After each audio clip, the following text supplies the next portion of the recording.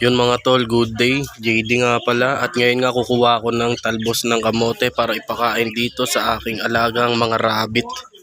Kuha lang tayo dito sa may gedli namin. Ayun mga tol, ang dami oh, diba?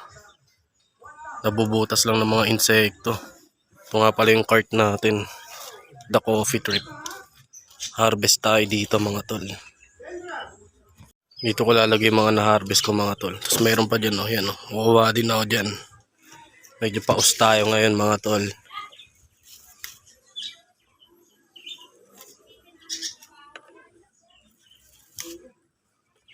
Sama natin si mama mag-harvest. Pakain din to mga tol sa may hamster ko. Mga tol, all goods na. Ang dami na nito. Pagkain ng rabbit, tapos ng hamster, at syempre meron akong bagong alaga na ipapakita sa inyo. Hugasan ko nga muna to mga tol. Syempre para safe din yung ating mga alaga. Ano kaya gusto mo na ito? Talbos ng kamote? Ha? Para lang tayo naglalaba dito mga tol.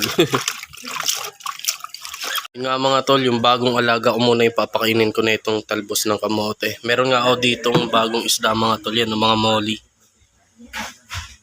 Napagklipan natin. Siyempre yung mga hamster natin tsaka mice. Tapos nandito ang bago kong alaga. Yun no. Kita nyo di ba? Napakalupit. Wonder Pets. Bigyan natin siya nito dahil masustansya daw to.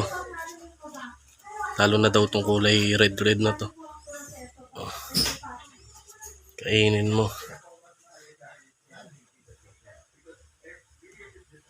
Siyempre ito na, pakainin na natin ang ating munting mga rabbit. Yan.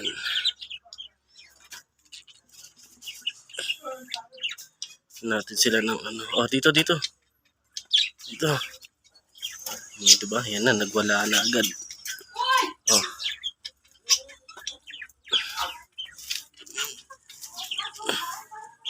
Hindi natin itong mga nag-aray ko.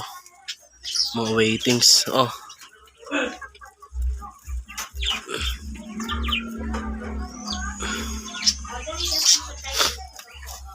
No nga mga tol, ayun, no, tamang food trip sila ng talbos ng kamote. Good cheat daw yan para sa kanila. Marami daw minerals at vitamins na makukuha sila dyan. Yan sinuhukin natin. No? So yung mga ibon natin dito mga tol.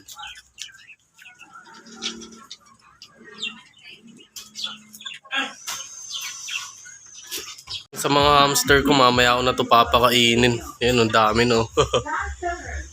Tamang takbo pa yung isa dun sa loob oh. Sige, takbo lang ng takbo.